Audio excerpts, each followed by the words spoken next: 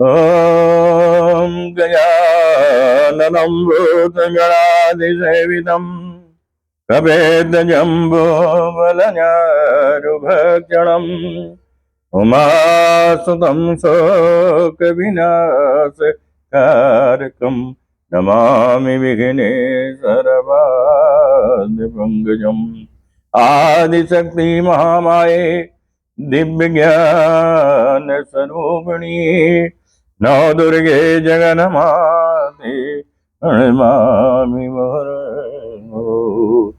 कर्पूरगौरं करुणावतारं संसारसारं भुजगेन्द्रं सदा वसन्तं हृदयारविन्दे ॐ भवानीशैनं नमः। कर्पूरगौरं करुणावतारं संसारसारं भुजगेन्द्रं सदा वसन्तं हृदयारविन्दे ॐ भवानीशैनं नमामि। गुरुर्ब्रह्मा गुरुर्विष्णु गुरुर्देवो महेश्वरा गुरुर्साक्षात् परब्रह्म तस्मै श्री गुरवे नमः। ॐ आवाहनं न जानामि विसर्जनं पूजां चैव न जानामि च परमेश्वर मन्त्रहीनं क्रियाहीनं भक्तिहीनं सुरेश्वरा यदि पूजितं मया देव प्रसीद परमेश्वरा। ओम शांति शांति हरि ओम शांति। बाबा बाबा सब कहे माई कहे न कोई, बाबा के दरबार में माई कहे सो। जय जय जय जय जय सिया राम। दोस्तों, आज हम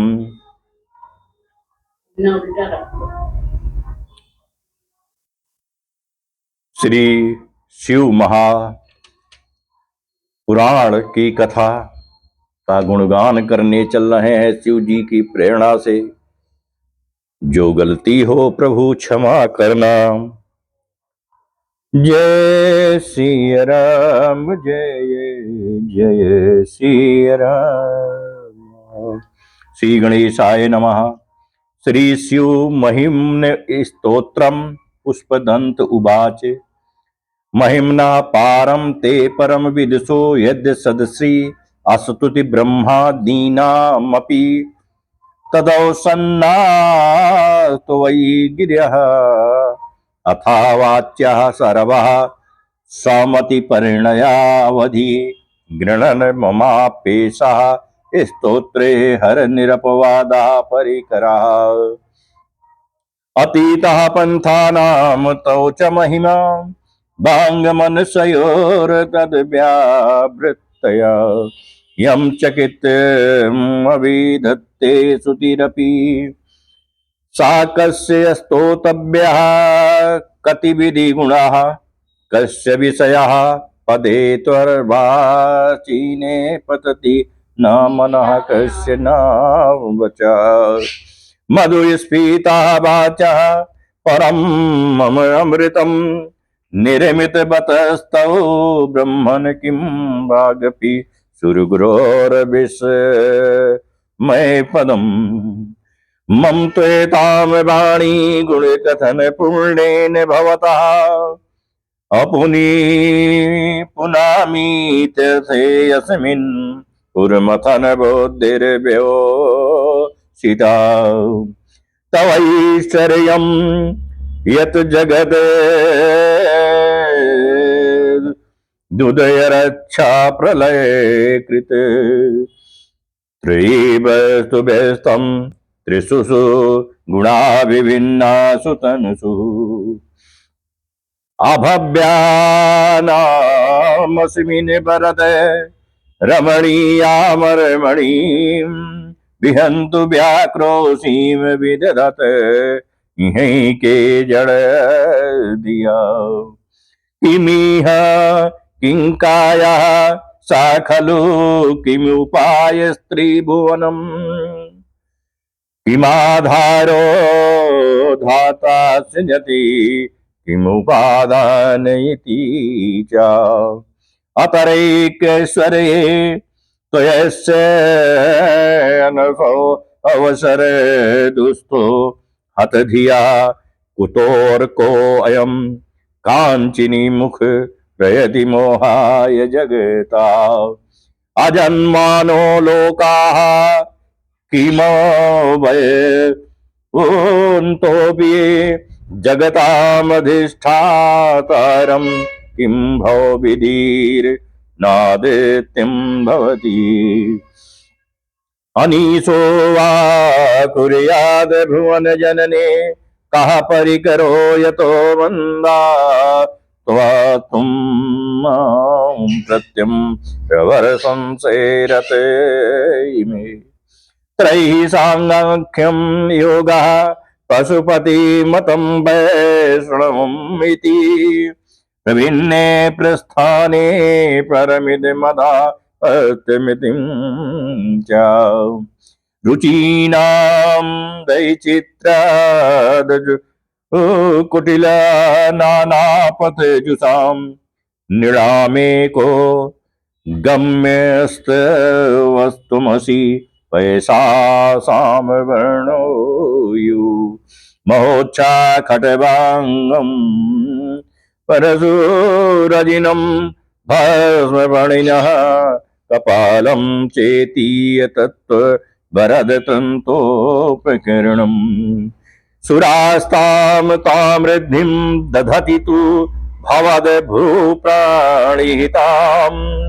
नहि स्वात्तारामं विषये मृगतृष्णा भ्रमयति ध्रुवं कश्चित् सर्वसकल तरस्त्वदुर्गमिदं परोधोभ्या अध्रोभ्ये जगति गदति विषये समस्ते अप्येतस्मिन् पुरमथन तैर्विरमेशदेयो असुरभञ्जिहेमि त्वां न खलु ननुदिष्टा मुखरता तवैश्चर्यं यत्नादुपरि विरञ्चिरे हरिरदा परीक्षेतुं यातावनल मनिलयसकन्धपुषा ततो भक्तिर्श्रद्धा धर गुरुगृणाभ्यां गिरिशं यत् स्वयं तस्ते ताभ्यां तौ किमनु वीर्तिनं फलति ऐत्यानादापाद्ये त्रिभुवनम् अवैर्व्यतिकरं दशास्यो यदबाहुनभृत् रणकण्डोपरवसान शिरः पद्मश्रेणी रचित चरणाम्भो रुबले स्थिरायास्तो भदक्ते स्त्री पुरहर विस्फोर्जितमिदम् अमुष्य तत्सेवा समधिगत सारं भुजवनं बलात् कैलासे अपि त्वदधियो सतौ विक्रयमत यतः अलभ्या पाताले अपल्य सचिलां तांग गुष्ट शिरसि प्रतिष्ठा त्वया सीद ध्रुवम् उचितो मुहति खला यद्धिं सुधा सूत्राम्लो वरद परमोच्चैरपि सती मधुस्य चक्रे बालाः परिजन विधेक त्रिभुवन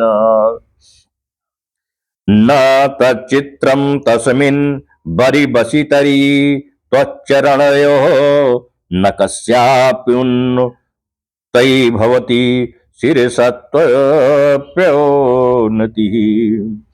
आकांड ब्रह्मांड क्षय चकित देवा सुरकृपा विधेयस्या अस्सीद्यम् अस्ति नयन विषयं संहृतवतः सह कलमा सह कंठे तौ न कुरुते नास्यं महो विकारो अपि श्लाघ्यो भुवन भय भंग बेसीनिना असिद्धार्था नयु क्वचिदपि सदेवासुर नरे निर्बन्तन्ते नित्यं जगति जैनो यस्य विशिका सापश्यनीसे त्वमित रसुरा साधारणं भूत अस्मरः सरमर्तव्यात्मा नहि बसीषु पथ्या परिभवा महीपादाघाताद् व्रजति सहसा संशय पदम पदम विष्णोर्भ्राम्यद् भुज परिगरुण ग्रहणम् अमुहुर्दो दो सत्यम याति निभूत जटा ताडित तटा जगदच्छायितुं नटसि ननुबामयेव वियुता अविषयेद्यवि व्यापीतारागण गृणित फेनोदगम रुचिः प्रभावो बाराम यः कुशतल घुदृष्टा शिरसीते जगददीपाकारम जलदि बलयम तेन कृतम इत्यनयने ओन्नयनम गित महिम दिव्यम तव वपु रणक्षीणो यंत्रः सतघृतीन्गेन्दो धनुरथो रथांगे चंद्रारकौ रथ चरणा पाणि शरीते दीर्घोस्त्रे कोयम त्रिपुर तृणाम आडंबर विधि विधेरई क्रीडन्तो न खलु परतंत्रा प्रबोधिया हरिस्ते साहस्त्रम कमल बालिमाधाय पदयोर्देकोनि तस्मिन् जमुदे हरेने त्रिकमलम् गतो भक्त्युर्देका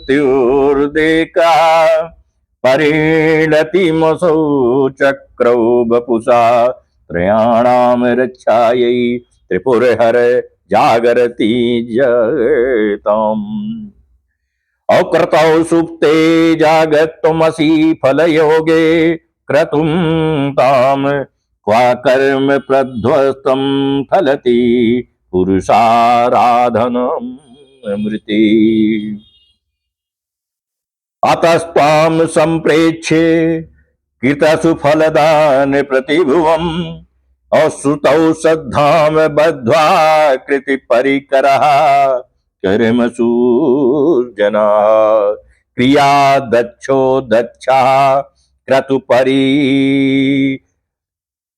क्रतुप्रतिपतिरेधीशस्तनुभृताम् ऋषीणां मृत्युजयीं शरणद सदस्यासुरगणा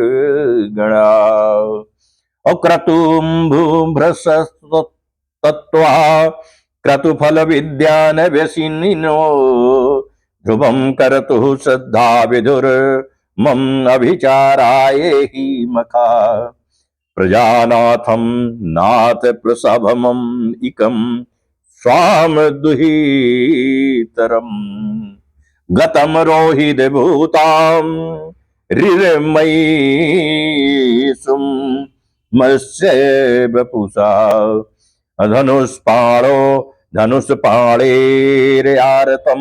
दिवमपि सपत्रा कृतं मुम तृषन्ते यद्यपि त्यजति न मृगव्याधिरभसा स्वालावल्यां सांसः गीतधनुष मह्यां तृणवत् पुरा पलुष्टं दृष्ट्वा पुरं मथुना पुष्पायुधमपि यदि श्रेणं देवो यमनिरतदेया धनघटनाद् वैति त्वामाद्धा बत वरद मुग्धा युतया समसाने स्वाक्रीडां संरहर पिशाचा सहचराश्रिता भस्मालेपः सगपे निकरोटी परिकरा अमंगल्यं शीलं तव भवतु नामैव अखिलं तथापि अस्मृतां वरद परं मङ्गलमसि। मनः प्रत्यकिंचते साविधम् अवधाय तं मरुतः प्रहिष्ण द्रोणो द्रोमाणः प्रमद सलिलोत संगीते दिशा। यदा लोक्यह्लादं हृदयो निमज्जायमृत मये दधन्तम् अस्तवत्तुं किमपि यस्मिन् यस्ति किल्भवान्। त्वमर्कस्तत्त्वं सोमस्वमसि पवनस्त्वं हुतभस्त्वमाप अस्त्वं व्योम त्वमुधरणी प्रात्मा त्वमिति च। परिचिन्नामेवं त्वयि परिणता बिभ्रतु गिरं न विद्यतं तत्त्वं वयमि तु यत्त्वं न भवसि। त्रैस्त्रिस्तो वित्तेश्च भुवनमथो त्रीनपि सुरा नकाराद्दैर्वर्णैर्भिर्विदितान् विकृति। तुरीयं ते ध्याम ध्वनिनिभिर्वरुन्धानपणुभिः समस्तं व्यस्तं त्वां शरणं शरणदगृह गृणात्योमिति पदम्। भवा सर्वो रुद्रः प्रसुपतिर्प्रोग्रः सामहंसस्तथा भीमे सानाविति यथाविष्ठानस्तिकमिदपि। अमोऽस्मिन् प्रत्येकं प्रविचरति देवः श्रुतिरपि प्रियायासमयि ताम्रे प्रविहिते नमस्यो अस्मि भवति। नमो नेदिष्टाय प्रियदोद्भविष्ठाय च नमो नमः चोदिष्टाय अस्मरमहिष्ठाय च नमः। नमो वरिष्ठाय त्रिनयन यभिष्ठाय च नमो नमः सर्वस्मै ते तदीदमति सर्वाय च नमः। अबहुल रजसे विश्वोतपत्तो भवाय नमो नमः। प्रबल तमसे तत्संगारे हराय नमो नमः।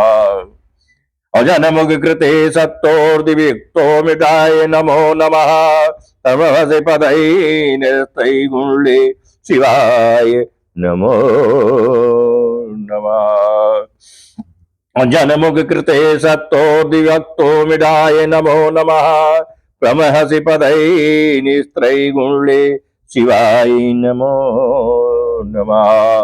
कृशपर्णति चेता क्लेशवश्यं कौचेदं क्वचतौ गुणसीमोल्लिङ्गिनी सरससिद्धि। इति चकितमन्दीकृत्य माम भक्त्या राधाद्वारद चरणयोस्तु वाक्यपुष्पोपहारम्। असित गिरिसमं स्यात् कज्जलं सिन्धुपात्रे सुरतरुवर शाखा लेखनी पत्रमुर्वी लिखति यदि गृहीत्वा शारदा सर्वकालं तदपि तौ गुणाना मीश पारं नयाति। असुर सुर मुनीन्द्रैर्चित इंदोरमौलिर्गतित गुण महिमो निर्गुणेश्वरम्। सकल गुण वरिष्ठा पुष्पदंता विधानो रुचिर्मल वृत्तै स्तोत्रमे चकार। अहर हर नवद्यं धूर्चटेय स्तोत्रं तत्पठति परं भक्त्या शुद्ध चित्तः पुमानयः सा भवति सिंहलोके रुद्रतुल्यास्ते तथात्र प्रचुर तरधनायुः पुत्रवान् कीर्तिमाञ्च महेशान्ना परो देवो महिम्नो न पराय स्तुति अघोरान्ना परो मंत्रो नास्ति तत्त्वं गुरो परम्। दीक्षादानं तपस्तीर्थं ज्ञानम यागादिका क्रिया महिन्मस्तौ पाठश्च कलाम नारन्ति होडसीम कुसुम दसनन नामा सर्वगंधर्व राजा शशिधर वर मौले देवस्य दासा सगुर निज महिमो भर एवाशिरोसात अस्तवनम इदम तारसी दिव्य दिव्यम महिम्ना सुरभर मुनि पूज्यम स्वर्गमोक्षैक हेतुम पठति यदि मनुष्या प्राञ्जलि नान्य चेता व्रजति शिव समीप किन्नरै स्तूयमानः अस्तवनम इदम ओ मोघम पुष्पदंत प्रणीतम आसामप्तमिदं स्तोत्रं पुण्यं गन्धर्वभासितम् अनौपप्यं मनोहारि स्यूमि स्वरवर्णम् तव तत्त्वं न जानामि कीदिशोऽसि महेश्वरः या दिशोऽसि महे महादेवता दिशाय नमो नमः एक कालम द्विकालम वात्रिकालम या पठेन्नरा सर्व पाप विनिर्मुक्ता शिवलोके महीयते श्री पुष्पदंत मुख पंकज निर्गतेन स्तोगेण किल्लिवुस हरेण हरे प्रियेण कंठ स्थितेन पठितेन समाहितेन सुप्रीणितो भवति भूतर्पतिर महेशा इति सावांगमयी पूजा श्री मच्छर करपादयो अर्पिता तेन देवेशः प्रीतां मे सदा शिवाय इति श्री पुष्पदंतर विरचितं शिव महिमा स्तोत्रं संपूर्णं बोले शंकर भगवान की जय। अब श्री तुलसीदास कृत रुद्राष्टम की हम स्तुति कर रहे हैं। नमामि समीशान निर्वाण रूपम विभुम व्यापकम ब्रह्म वेद स्वरूपम निजम निर्गुणम निर्विकल्पम निरीहम चिदाकाश माकाश वासं भजेऽहम् निराकार मोंकार मूलम तुरीयम गिरा ज्ञान गोति तमीशं गिरीशं करालं महाकाल कालं कृपालं गुणागार संसार परम नतोऽहम् तुषारादि संकाश गौरम गंभीरम मनोभूत कोटि प्रभासी शरीरम अस्फुरन मौलिकल्लोलिनी चारुगंगा न सद बाल बालेन्दु कंठे भुजंगा चलत कुंडलम भ्रू सुनेत्रम विशालम प्रसन्नाननम नील कंठम दयालुम चलत कुंडलम भ्रू सुनेत्रम विशालम प्रसन्नाननम नील कंठम दयालुम मृगादेश चरमांबरम मुंडमालम प्रियं शंकरं सर्वनाथं भजामि प्रचंडं प्रकेशं प्रगल्भं परेशं अखंडं अजं भानु कोटि प्रकाशं त्रयःशूल निर्मूल नमशूल पाणिं भजेऽहं भवानी पतिं भावगम्यम् कलातीत कल्याण कल्पांधकारी सदा सच्चिदानंद दाता पुरारी चिदानंद संदोह मोह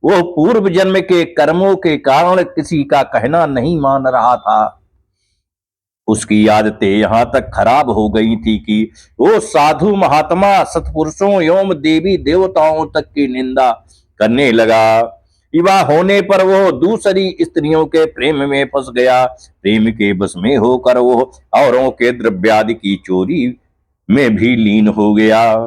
उसके दो घनिष्ठ मित्र थे, एक था नापित और दूसरा था पटहारा। इन तीनों ने मिलकर विचार किया कि किसी धनी के घर चोरी करके अधिक धन प्राप्त किया जाए। अतः तीनों ने मिलकर राजा के यहां चोरी की। इस चोरी के कारण बहुत सा धन उनके हाथ लग गया। सारा धन मंडप के पास था। दोनों मित्रों के मांगने पर भी उसने उन लोगों का हिस्सा नहीं दिया। इस धन को वो एक वेश्या के यहां लेके गया। वेश्या के यहां वो प्रेम लीला करने लगा। इस बीच उसको प्यास लगी। पलंग के नीचे रखी गिलास उसने खाली कर दी। स्वाद कुछ दूसरा था। इसमें क्या था, उसने वेश्या से पूछा। इसमें मदिरा थी। मंडप को इससे बड़ा दुख हुआ। मदिरा पान करके उसने महापाप किया है, यह सोचकर वह बड़ा दुख करने लगा। पर वेश्या बराबर मदिरा का गुणगान करती गई। उसने मंडप को फुसलाकर और मदिरा पिला दी और उसका सारा धन लेकर उसको बाहर निकाल दिया। होश में आने पर मंडप बड़ा विलाप करने लगा। पश्चाताप करता हुआ वो अपने मित्रों के पास आया, सारी आप बीती सुना दी। उन मित्रों ने कहा, हे मित्र, तुमने मदिरा पान करके बड़ा पाप किया है। अब तुम इसका प्रायश्चित करो। मुझे प्रायश्चित का उपाय कहो। बिना प्रायश्चित के सुरापान का दोष नहीं मिटेगा। अतः उस वेश्या से सुवर्ण प्राप्त कर दान करो। यदि तुम ऐसा नहीं करोगे तो हम लोग तुम्हारी बड़ी निंदा करेंगे। शंकर भगवान की जय। यह सुनकर मंडप बड़ा दुखी हुआ। वो वेश्या के पास आया और वेश्या से सारा अपना दुखड़ा सुनाया। उसने वेश्या से सुवर्ण की मांग की। इस पर वेश्या बड़ी बिगड़ी और बोली, तुमने जो धन दिया है अब उसकी मांग मत करो। वेश्याएं कभी मिला हुआ धन वापस नहीं करती हैं। क्या तुमको इस साधारण नियम का ज्ञान नहीं है? इस पर मंडप गिड़गिड़ाने लगा, पर वेश्या के हृदय पर इसका जरा भी असर नहीं हुआ। उसने अन्यान्य वेश्याओं को बुला लिया। सब मिलकर उसकी भर्त्सना करने लगी। कई ने तो उसको धमकियां भी दे दी। हे पार्वती, इस प्रकार मंडप बहुत अपमानित होकर वहां से निकाल दिया गया। मंडप विलाप करता हुआ अपने पिता के घर की ओर चला। इससे दोनों मित्र पीछे लग गए। जब मंडप पिता के सामने आया तो दोनों मित्रों ने उसका हाथ पकड़ लिया। बोले, मंडप, हम लोगों ने मिलकर राजा के यहाँ चोरी की है, पर तुमने हम लोगों का अंश नहीं दिया है। तुम हम लोगों का अंश दो। ये बात सुनकर कुष्मांड मुनि बहुत दुखी हुए और बोले, इस अधम से तुम लोगों की मैत्री कैसे हो गई? मंडप के मित्रों ने कहा, हे मुनि, इसे भाभी ही समझिए, पर न्याय की बात तो ये है कि आपका पुत्र हमारा अंश नहीं दे रहा है। ये सारा धन लेकर एक वेश्या के यहाँ चला गया। उसने सारा धन ले लिया। वह वेश्या वाद विवाद में बड़ी चतुर है। वो धन वापस नहीं करेगी। अतः आप हमारा धन दिलवाइए, अन्यथा हम राज दरबार में गुहार करेंगे। इस पर कुष्मांड मुनि ने अपने पुत्र का हाथ पकड़ लिया। मुनि ने कहा, चलो, मैं स्वयं राजा के पास चलता हूं। न्याय प्रिय और धर्मात्मा राजा के दंड देने से पाप का नाश हो जाता है। पाप का प्रायश्चित न करने पर नरक यातना भोगनी पड़ती है। इस पर मंडप के मित्रों ने कहा, हे मुने, आप अपने पुत्र को हमारे हवाले कर दें। राज दरबार में आपका जाना ठीक नहीं है। हम लोग इससे निपट लेंगे। इस पर मुनिश्रेष्ठ ने कहा, हे अधम पुत्र, तुम इन लोगों के साथ जाकर राजदंड भोग कर प्रायश्चित करो। तुमने जो किया है वो बहुत बुरा किया है। आज से तुम मेरे पुत्र नहीं हो और मैं भी तुम्हारा कोई नहीं हूं। जब तक तुम प्रायश्चित करके नहीं आओगे मैं तुम्हारा मुंह नहीं देख सकता। मंडप के मित्र मंडप को अपने साथ ले गए। दूर एक घने जंगल में ले जाकर पहले तो उसकी खूब भर्त्सना की, फिर बाद में उसे पीटना शुरू किया। श्री शंकर भगवान की जय। बेहद पीटने के कारण मंडप बेहोश होकर गिर पड़ा। उसके मित्रों ने समझा कि वो मर गया, अतः उसको मरा हुआ जानकर उसके मित्रगण उसे वहीं छोड़कर चले गए। कुछ देर बाद मंडप को चेत आया तो वह विलाप करता हुआ एक ओर को चल पड़ा। उसके दोनों मित्र एक मंदिर में रात भर भूखे प्यासे टिके रहे और प्रायश्चित करते रहे। प्रातः हुए दोनों उसे देखने के लिए गए कि उसके शरीर की अब क्या गति है। वहां मंडप को ना पाकर उन दोनों को बड़ा आश्चर्य हुआ। फिर तो वह समझ गए कि मंडप मरा नहीं है, वो जीवित है और कहीं चला गया है। उस दिन शिव महात्म्य को जानने वाले लोग पंचकोशात्मक लिंग की प्रदक्षिणा कर रहे थे। मंडप भी उन लोगों के साथ हो गया। यात्रीगण कर्दमेश्वर के समीप रहे। मंडप ने भी वहां रहकर सारी रात जागरण किया। सब यात्रियों ने उसको साधु मान लिया और इस बात को भी वह मान गए कि वो परम शैव कुष्मांड का पुत्र मंडप है। मंडप शिव व्रतधारी परम शैव साधु के रूप में मान लिया गया। मंडप ने शंकर प्रतिमा के समिष्य नित्य और भजन प्रारंभ कर दिया। सज्जनों ने उसकी भक्ति देखकर उसका बड़ा आदर किया। मंडप भी सत्संग से परम भक्ति भाव वाला हो गया। अब उसको ज्ञान हो गया कि शिव भक्ति के प्रताप से ही उसका इतना आदर हो रहा है। वो सबका प्रिय हो गया, साथ ही भोजन धन धान्य श्रद्धा भी मिल रही है। मंडप चंडिका देवी के मंदिर में आया। वहां काशी के धार्मिक सज्जनों द्वारा श्री मचंडी की पूजा हो रही थी। भीम चंडी की पूजा हो रही थी। मंडप का वहां बड़ा आदर किया गया। रात्रि में मंडप ने क्षेत्र महात्मा कहा और सुना। इसके बाद शिव भक्तों और विष्णु भक्तों ने मिलकर कीर्तन किया। मंडप ने इस नित्य कीर्तन में प्रमुख भाग लिया। इससे प्रसन्न हो सबने मंडप की भूरि भूरि प्रशंसा की। इस प्रकार मंडप का मन शिव में लग गया। हे पार्वती, इस प्रकार मंडप मेरे क्षेत्र की प्रदक्षिणा करने लगा। ब्रह्म हत्या, सुरापान और चौथ कर्म आदि पापों से छुटकारा पाने के लिए मेरी स्तुति करने लगा। इस प्रकार आराधना से वो सारे पापों से मुक्त हो गया। देहली विनायक में आकर मंडप जिह्वा की लोलुपता से मुक्त होकर केवल शिव शिव का उच्चारण करने लगा। उसकी इस साधना और भक्ति भाव को देखकर सर्वत्र उसका बड़ा आदर और मान सम्मान होने लगा। हे पार्वती, मंडप ने अन्न जल सब त्याग दिया और बार बार विलाप कर कहने लगा कि ब्राह्मण शरीरधारी होकर भी मैंने सुवर्ण की चोरी की, साध्वी माता को ठगा, वेश्यागमन, सुरापान किया, ब्राह्मण शब्द का हनन किया। पश्चाताप से मंडप विह्वल हो गया। तो हे देवी पार्वती, मंडप के मन में यह विचार आया कि मेरे क्षेत्र की प्रदक्षिणा करने से वो सारे पापों से मुक्त हो जाएगा। अतः वो काशी शिव शंकर शिव की रट लगाकर अपने पापों का प्रायश्चित करता हुआ मेरे क्षेत्र की परिक्रमा करने लगा। रामेश्वर लिंग में आकर उसने स्नान पूजन किया, सोमनाथ का पूजन किया, सीता और लक्ष्मण के साथ श्री राम जी का पूजन किया। पूजन और भक्ति भाव देकर सर्वत्र उसकी प्रशंसा हुई। मंडप ने अन्न जल त्याग दिया था। तदंतर वृषभध्वज में आकर स्नान देव पूजन किया। प्रातः काल वरुणा संगम में स्नान किया। मुझे पूछता हुआ वो मेरे मंदिर में आया। उसने आकर बड़ा दान पुण्य किया। सदोष मंडप ने साष्टांग प्रणाम किया।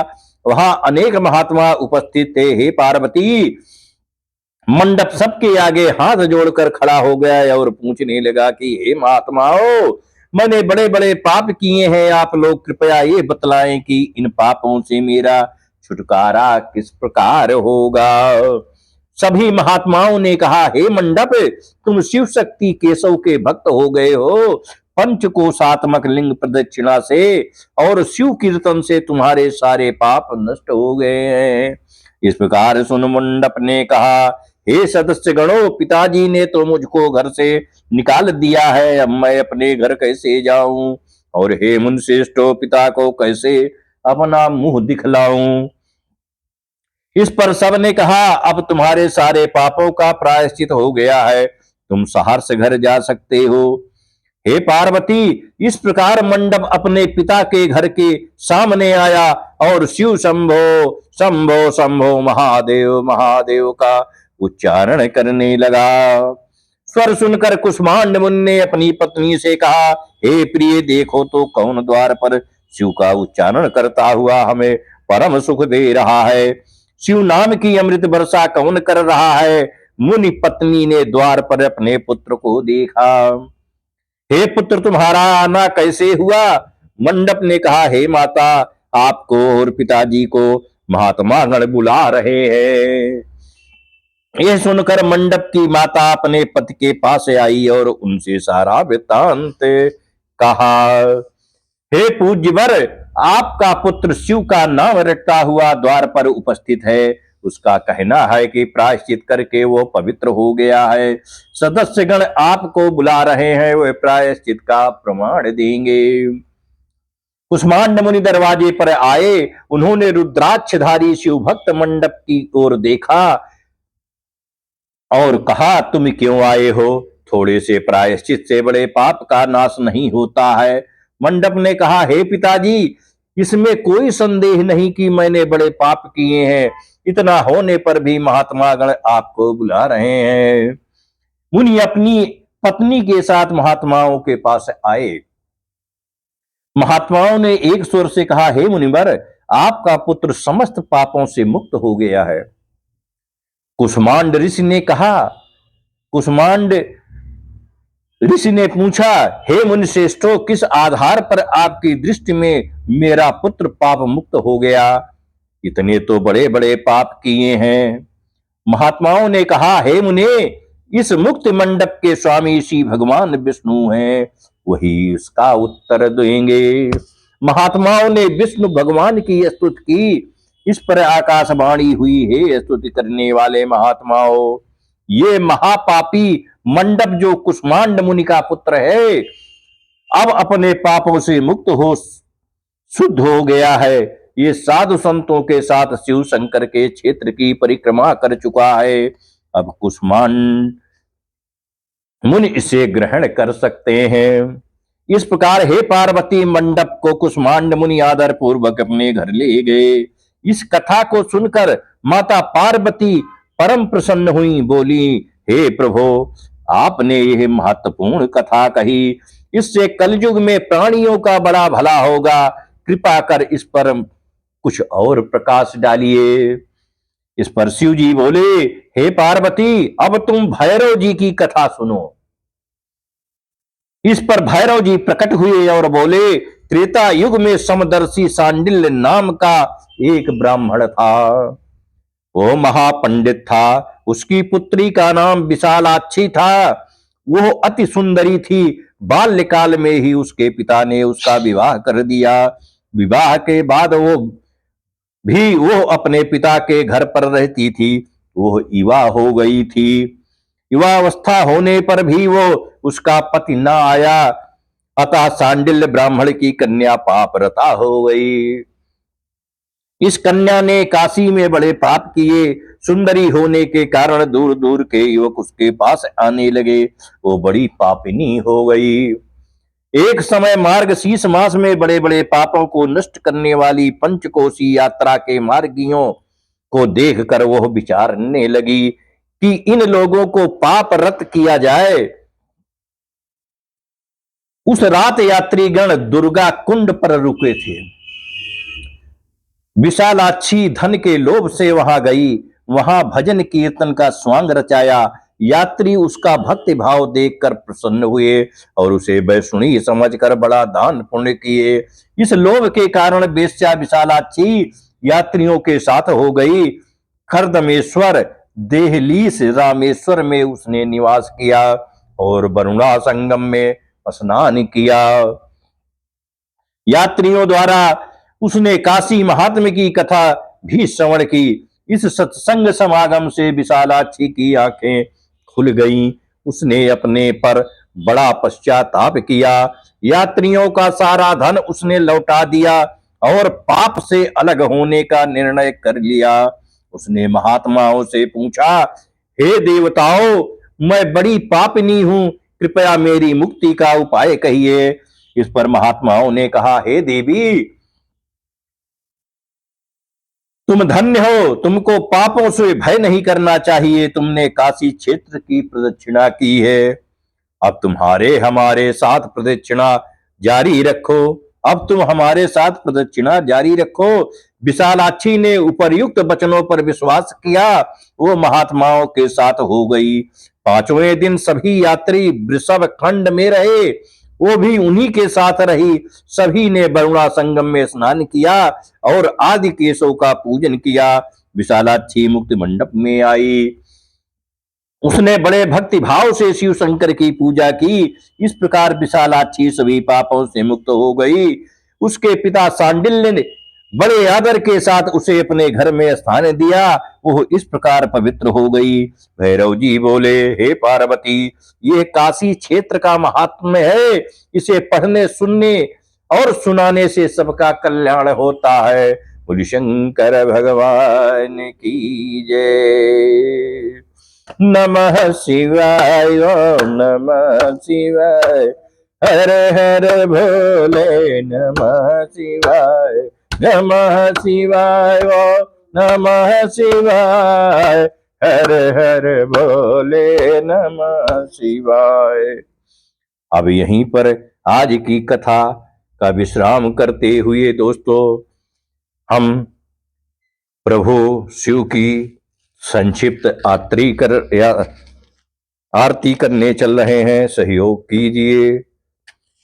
ओम कर्पूर गौरम करुणावतारम संसार सारम भुजगेन्द्रहारम सदा वसंतम हृदयारविंदे भवम भवानी सहितम नमामि। जय हनुमान, जय सिया राम। है कर्पूर गौरम करुणावतारम संसार सारम भुजगेन्द्र सदा वसंतम हृदयारविंदे भवम भवानी शहीदम नमामि। जय जय द्वादश ज्योतिर्लिंगाय नमो नमः। त्वमेव माता च पिता त्वमेव, त्वमेव बन्धुश्च त्वमेव, त्वमेव विद्या द्रविणं त्वमेव, त्वमेव सर्वं मम देवदेवो मावाहनं न जानामि निजानां विसर्जनं पूजां च न जानामि च परमेश्वर मन्त्रहीनं क्रियाहीनं भक्तहीनं सुरेश्वराय देवोचितं मया देव प्रसीदि परमेश्वरा। ओम शांति शांति, हरि ओम शांति। जय श्री राम, जय जय श्री